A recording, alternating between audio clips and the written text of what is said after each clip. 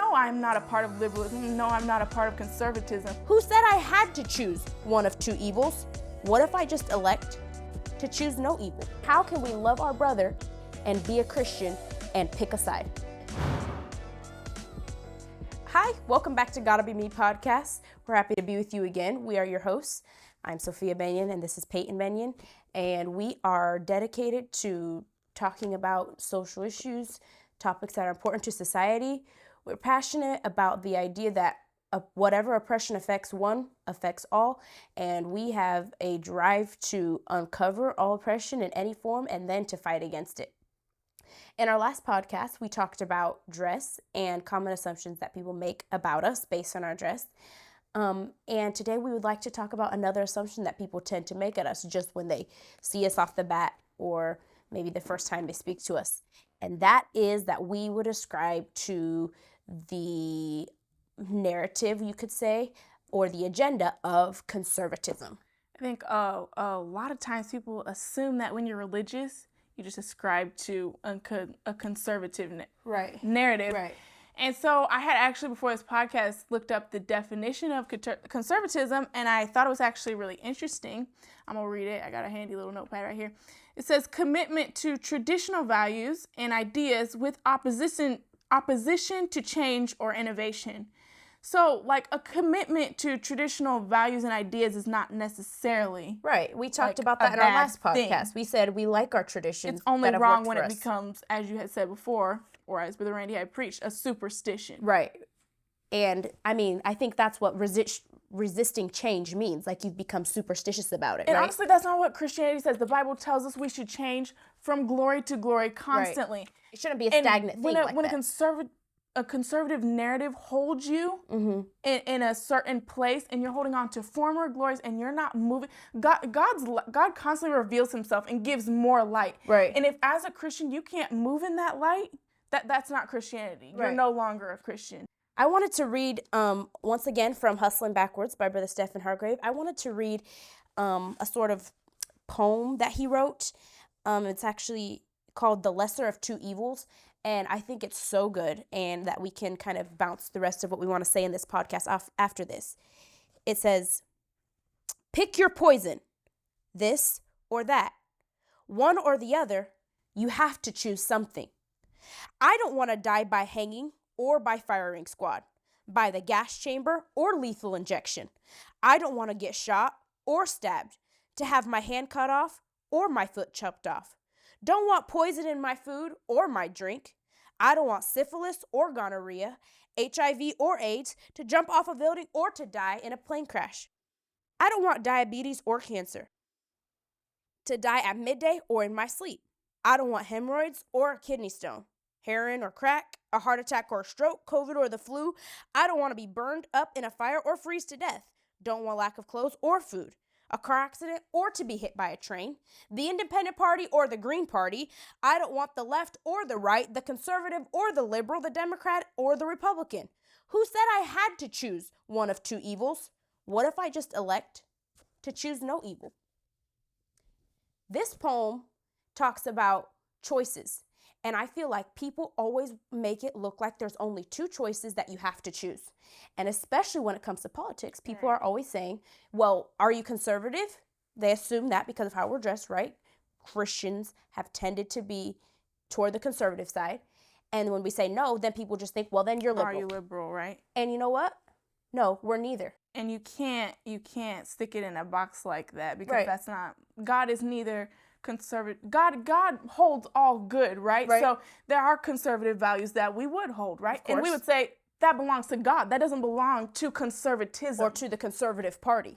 And liberals have good concepts as well. That belongs to God. That doesn't belong to liberalism. Right. So no, I'm not a part of liberalism. No, I'm not a part of conservatism. I'm a part of what God has to say. We ascribe to God's narrative, and that narrative that He in turn hands down to His leaders, that's what we ascribe to. That's what we're going to ascribe. We vote for God. All right. I mean, you've probably heard this quote, left wing, right wing, same bird. That's how we feel about it. That's how and it you is. can't say one side holds all truth. We refuse to be put in that box. We refuse to be labeled like that. We refuse to choose the lesser of two evils. I remember in some of the different elections, people have just, talked about it that, well, I mean, neither option is that great, but we're just going to choose one or the other, at least no, I'm not choosing the lesser of two evils.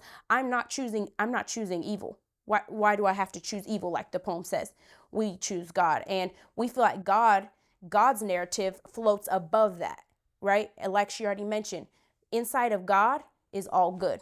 And as long as we ascribe to that, we ascribe to the truth, and we have the truth. For sure.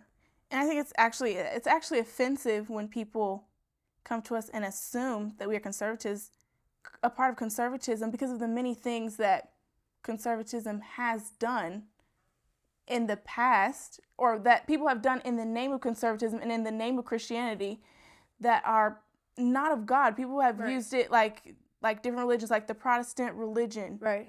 Just as a whole, like Protestantism as a whole has tended to try to force Christianity on people. And, in the name of God. It has a history of doing that. If you look at colonization, right, those people came over with their Protestant ideas, and they forced it on the indigenous peoples.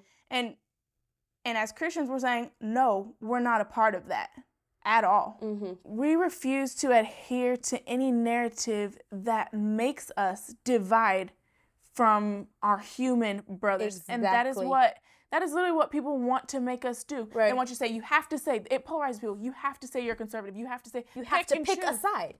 And that's just... That goes diametrically opposed to what God's burden is. God so loved the world and love one another. Those are the first two commandments. Love God and love your brother. Love your neighbor and how as can yourself. we love our brother and be a Christian and pick a side? How can we do that? That's totally not of God. There's just like you said. Only two sides, and that is God's side or not God's side. And you can't get on God's side and then start dividing from your brother. That's the opposite of what God's plan was. God wants us to be together. God wants us to work together, to dwell together in unity. That is the most beautiful part of Christianity. And if there's a narrative that comes in and says divide, pick, then you just know that's not right, because that's not how God is. God doesn't polarize people. God brings people together, and that's how Christianity should be. It should be something that brings people together, something where we can all agree, love one another, support one another, and like our passion is, fight oppression together.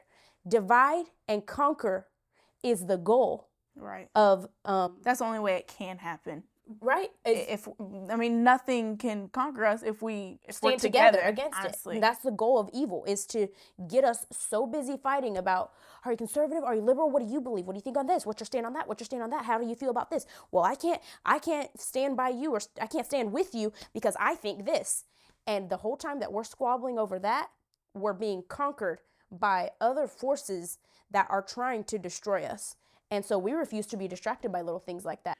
So basically, what we're trying to say is conservatism is not based on God's foundation. Right. It might have some good concepts that did originate from God, but it's taken those and it's twisted them into something that we refuse to be a part of. Right. And honestly, liberalism has done the same thing, just in a different direction. Right. People just don't generally assume that we're liberal, which is why we're not exactly going into detail on it. But right. But I mean, conservatism is more the agenda that people think we ascribe to, and we don't. But liberalism has done the same thing, and we would say the same thing about liberalism. We won't accept the things that liberalism is trying to force down people's throats. We won't ascribe to that narrative, because with it, even though it may have some good values, with it comes so much evil. So yeah, that's what we came on here to say. We're not conservative. We're not liberal. You're not going to make us choose a side to be on. We're on God's side. And that's what we came on here to say. Y'all know what time it is. Peace, love, and hair grease.